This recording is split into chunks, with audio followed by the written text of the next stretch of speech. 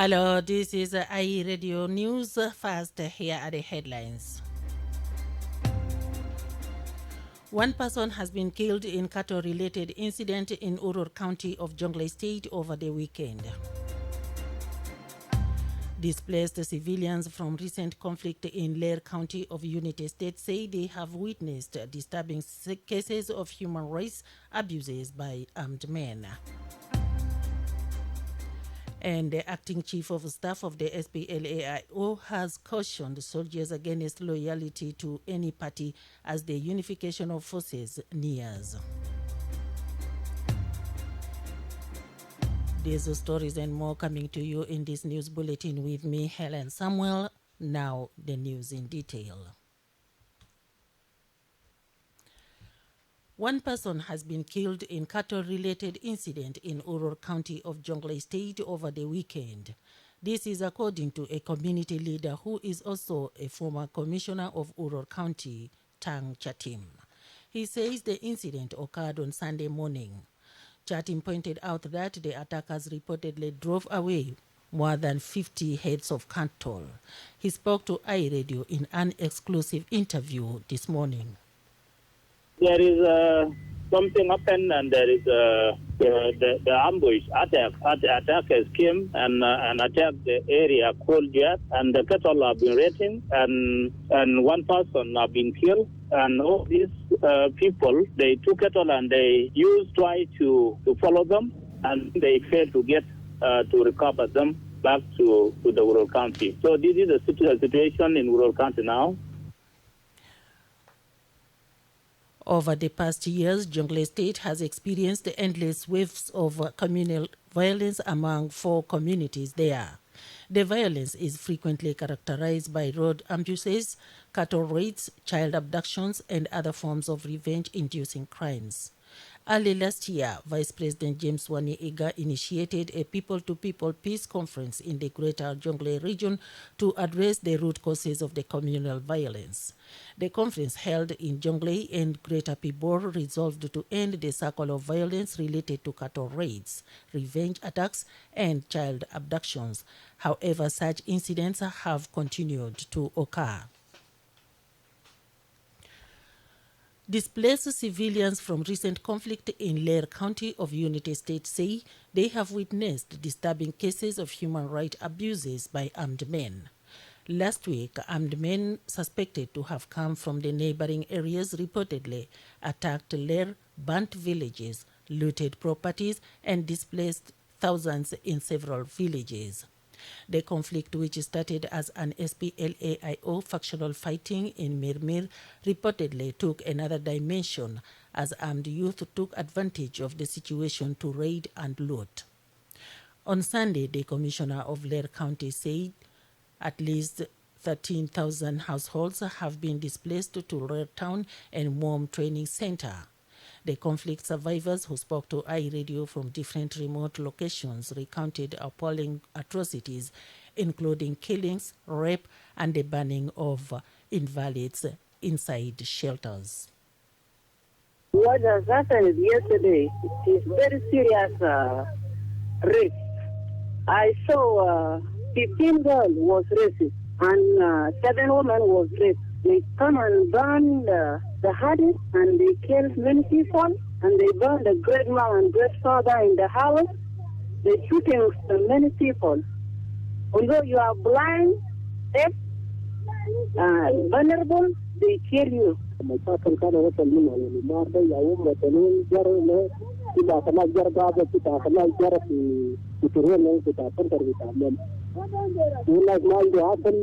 الناس عاطفين في مناطق ما في مويه يجربوا في كلام هاي حصل كده ماذا عادوا ده ما عندهم مواطنين في مجال البيت ده هو الناس كانوا جاء حاج النار كنا كتلوا عشان كنا كثير ما بدأ الناس لكن من شفت صورة ما كنا ما في مناطق عنيف عادوا ده لا يعمل لنا حاجة خاصة عادوا ده جانا من أول امبارح جانا 3 يوم في البحر مررنا برا عميانين كلهم قتلوهم هربوهم جوابا والباقين دخلهم جو المويه وعايشين وكل مجانين ما في ولا حاجة بياكلوا زي الذاتي شوفوا كلهم بيموتوا الجوع ما في حاجة ما في تخلف مشوا بو مشوا وين اي حتة بنات كلهم قاعد يعملوا لهم خسارات في المشاكل قاعد يطلعونا في محلات في جو البحر حتى لو نفس ذاته بيقتلوا الجناح. We have been hiding in St. Rivers for 3 days with our children. We have been displaced to a place called Miar on the Nile. We have really suffered. People are starving in swamps. Mosquitoes are feeding on us. The attackers are killing people. The attackers are very close to us and they are burning and looting everything. And they say they will be here for direct children who have no doctors to attend to. People have been killed everywhere and I am just narrating what I've seen. Even today, a dry swamp with people hiding inside has been burned.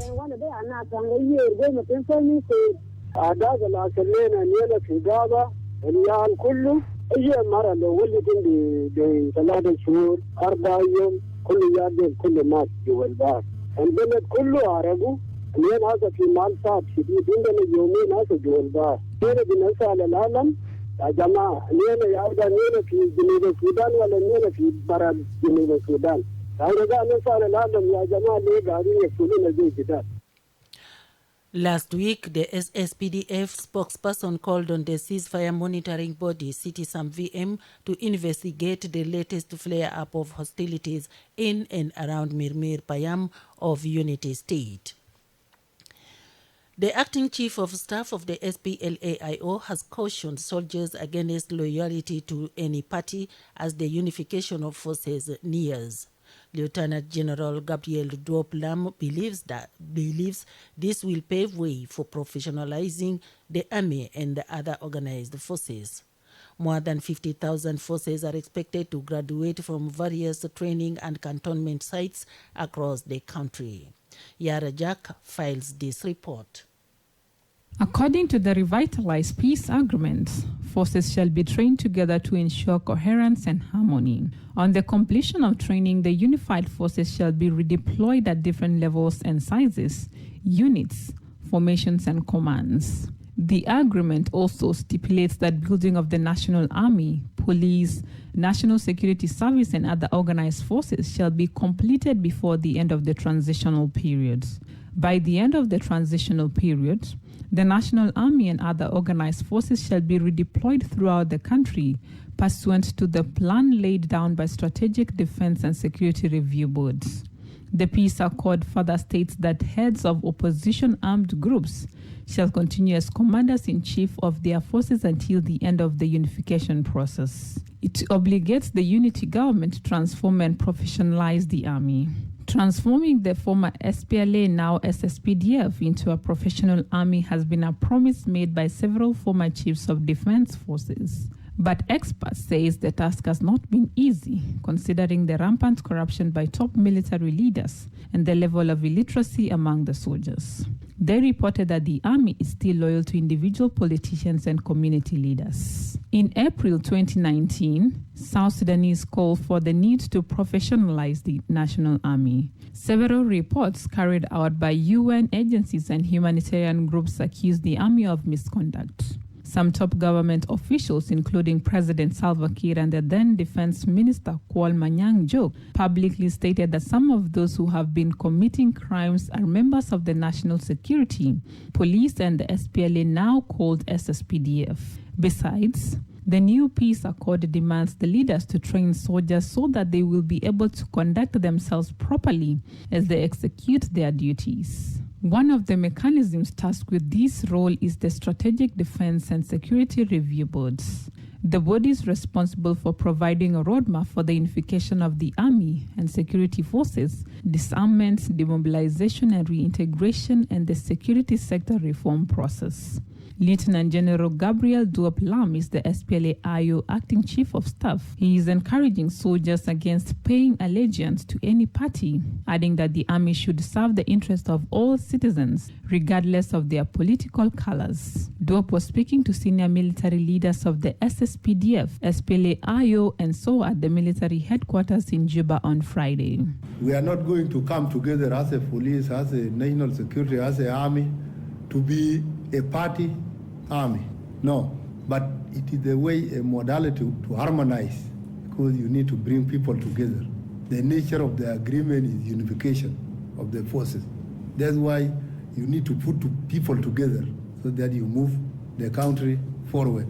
It is not even a privilege from those who will go into that command, but it is a right to move the country forward. General Duop went on to say that the leadership of the peace forces will soon form committees to restore calm in parts of the country experiencing insecurity. The JDV will work on the plan. That plan will analyze the hotspot areas to deploy some forces in, whether it is the national threat or internal or communal violence. Those areas will be assessed by the military, by the national security, by the police and other organized forces. And from there, I hope the government will do their part. We will do our part as the technical people, and there is no worry. I think the country is going to come together. Last week, the chairperson of the National Transitional Committee, Tut Galuak, said the unified command structure will be announced by the president. Reporting for iRadio News, I am Yar Ajak Deng. A civil society organization has raised serious concerns over the rise of food insecurity by 7% in the country. The move comes after the United Nations and South Sudan government said on Saturday that extreme weather conditions, increased armed violence, and the number of internally displaced people have led to increased food insecurity, which had worsened since last year. According to the report, the above factors have left more than 7.7 people in South Sudan to face food security from April. In March, the UN appealed to international donors to raise $1.7 billion in aid needed for South Sudan to provide urgent life-saving assistance to help millions through 2022. The executive director of Community for Progress organization has called on the Office of the President, the Parliament, and the Ministry of Agriculture to organize a meeting to address the matter. Edmond Yakani says any delay will lead to increase of incidents of crime, robbery, and workers. He spoke to iRadio this morning. So it goes to the Food Security Council in the Office of the President, and the Ministry of Agriculture, and the Parliamentary Committee on Agriculture in the Parliament to call for a national dialogue for food security. It's very important.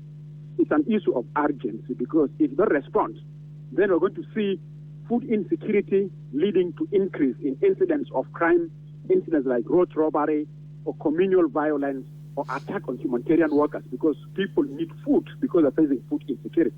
So I think the leadership of the country that are concerned with these issues should really step up and should call for a national food security dialogue.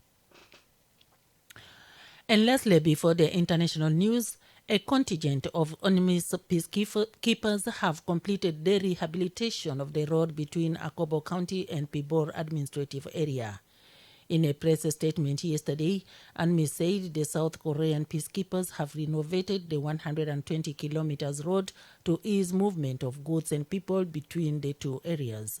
Last year, UNMISS and WFP announced a plan to rehabilitate at least 3,200 kilometers of roads in Greater Jonglei. This was to connect communities, enhance trade, and increase access to humanitarian assistance. Most of the roads in Greater Jonglei are inaccessible due to insecurities and poor condition. Last month, authorities in Pibor administrative area said the area has run out of food commodities after some of the roads became impassable due to highway attacks. You are listening to iRadio News. Now to the international news brought to you by MTN. 1, 2, 3, 1 million, 2 million. Yes. It's time to celebrate. MTN 2 million. MTN has reached over 2 million customers and still counting. Are you? With over 2 million subscribers, why won't you trust MTN? To enter the draw, get an MTN SIM card today and get free 10 minutes every day for 3 months and 500 MB every month for 3 months. And on top of that, qualify to enter a draw to win 2 million SSP cash. Sabi, what are you waiting for? Buy an MTN SIM card today and get to win 2 million SSP. Yes, when MTN says 2 million SSP, it's 2 million for one lucky Junubin. Second winner gets 200,000 SSP, 10 winners get 20,000 SSP, and others get lots of MTN branded prizes. Join MTN, the biggest family in South Sudan, and enjoy such amazing offers. MTN, everywhere you go. And now Chan Nyireo is here with the stories from around the globe. Good afternoon, Chan. Nigerian Vice President Yemi Osinbajo has formally declared his intention to contest in the next year's presidential election. He hopes to succeed President Muhammadu Buhari, whose tenure ends in May next year. Professor Osinbajo, a lawyer, was elected as Mr. Buhari's deputy in 2015. Elsewhere, several roads have been closed to the public around St. Pieter-Maritzburg Court as the corruption trial of former South African President Jacob Zuma resumes on Monday. Mr. Zuma faces multiple charges of fraud, racketeering, and money laundering relating to a 1990s arms deal with a French company. He says the charges are a witch hunt by political rivals. Last July, violent protests broke out in parts of South Africa after Mr. Zuma was arrested in a separate case. And finally, Emmanuel Macron has won the first round of French election, and far-right Marine Le Pen will fight him for the presidency for a second time. Make no mistake, nothing is decided, he told sharing supporters. In the end, he won a convincing first-round victory, but opinion polls suggest the runoff could be much closer. Ms. Le Pen called on every non-Macron voter to join her and put France back in order. With 97% of the results counted, Emmanuel Macron at 27.6% of the vote, Marine Le Pen has 23.41%, and Jean-Louis Mélenchon has 21.95%. And that is the end of his stories making headlines in the region and international arena. And back to you, Mama Helen. Thank you, Chani Nyireo, for the roundup of the stories from the international scene. And now from the sports desk, here is Charles Wote.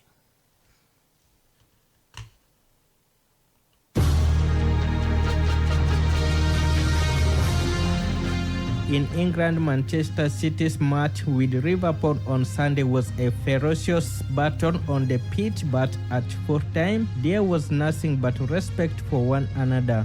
With the return on the line and only 7 games remaining, the player and managers of both clubs could have been forgiven for letting their emotions spill over during and after the 2-2 draw, something seen plenty of times before when title rivals have gone head-to-head. But there was mutual appreciation from both sets of players and a sense they have competed in a match of the highest quality. After a pulsating 90 minutes which had everything goes, VAR decision, crunching tackles, and an ever-changing narrative, players and managers embraced each other. While in Spain, Barcelona maintained their fine La Liga form with a remarkable win as they came from behind to beat Reventa side awarded 3 second-half penalties. The game burst into life after the interval when Reventa defender Son was fouled by Dani Alves, allowing Jose Luis Morales to convert from the spot. 4 minutes later, the home side were handed a second penalty after Eric Garcia handball, only for striker Roga to slam at keeper. Barca responded with Pierre-Emerick Aubameyang heading in a superb Ousmane Dembele cross before 2 substituted combines as Gavi teamed up Pedri for a sweeping finish. Ter Stegen's save had offered a springboard for Barca to turn the game, but they faced a sad penalty after Max Gomez was fouled by Clement Ringard. who had been on the field for less than 2 minutes, and this time substituted Gonzalo Morero sent the keeper the wrong way to Revo. Reventa 7 points from safety rooked to earn a deserved point, but Rook de Jong headed home Jordi Arab's cross in the added time, making him the third substitute to score in an incredible second half. And AC Milan missed the chance to go 4 points clear at the top of Series A, and they were held goalless draw by Torino at the Stadio Olimpico Grande. That's all I have in the sports news, and back to you, Mama Helen. Thank you, Charles Wotte, for the updates from the sports desk. You are listening to iRadio News, and to end this bulletin, here are the headlines once again.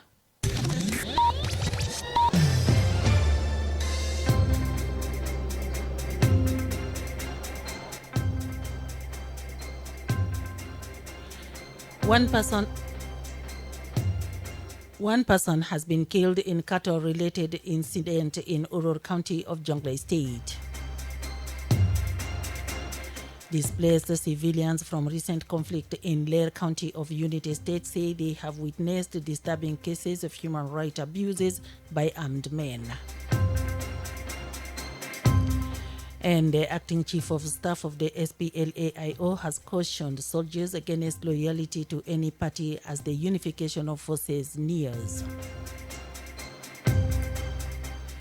And as the end of iRadio Afternoon News, you can get these stories and updates by subscribing to iRadio News Alerts on your MTN South Sudan number. Call 700 or dial star 700 hash and follow the instructions. If there is a story or an event you like iRadio to cover or report about, please send us a text message on +211 925 287 870. It's also our WhatsApp number. Follow us on Twitter at iRadio Juba. Like our Facebook page, iRadio. Subscribe to our YouTube channel at iRadio South Sudan. You can also visit our website and listen to us online at www.iradio.org. Stay tuned for the news in Arabic at 1:30. I'm Helen Samuel. Thank you for listening.